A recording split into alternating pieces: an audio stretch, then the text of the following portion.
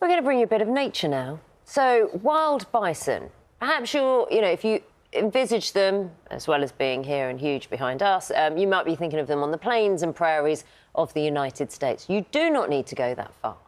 2 years ago, they were reintroduced to the UK for the first time in 6,000 years, and the good news is their numbers have doubled already. Our reporter Claudia Sambisis has this story.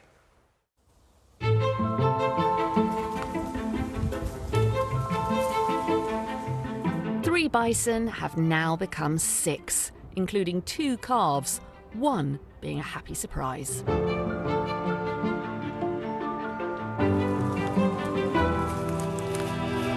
It's been described as a groundbreaking rewilding project because these creatures help us manage our woods in a natural, sustainable way.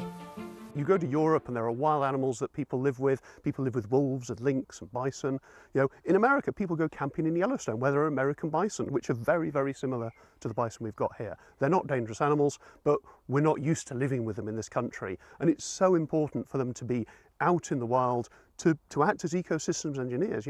Bison are rocket fuel for biodiversity.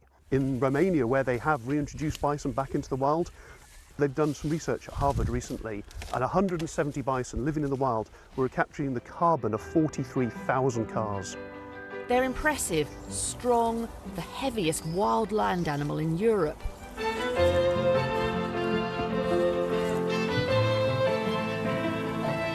Some weigh a ton, and they're having a big impact on the 56 hectares they're currently roaming on. Bison, they do a lot of grazing and browsing on the trees, and this opens up long corridors. We've got lots of pathways through the woodlands, and basically this allows more light to the forest floor, and light's essential for new growth. If you have a really thick canopy, nothing really grows on the other layers, so it's not good for other species.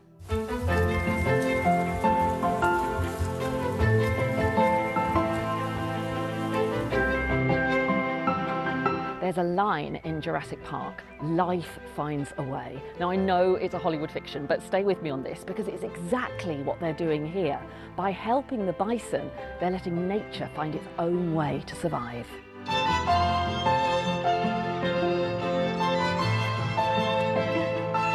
Conservationists say we're facing a nature biodiversity crisis, but by using these large herbivores to reinvigorate and create dynamic ecosystems, the project is becoming part of the solution. Claudia Sambisis, BBC News. They do look very dramatic in those settings, don't they? When they're breathing in. I don't think they were steaming. I think it was cold and they were just breathing. This is Breakfast. We're on BBC One until 10 o'clock this morning. Is that the end of that conversation, is it? Well, we could rerun the pictures, and I thought they were it was almost like they were steaming at both ends, if you know what I mean.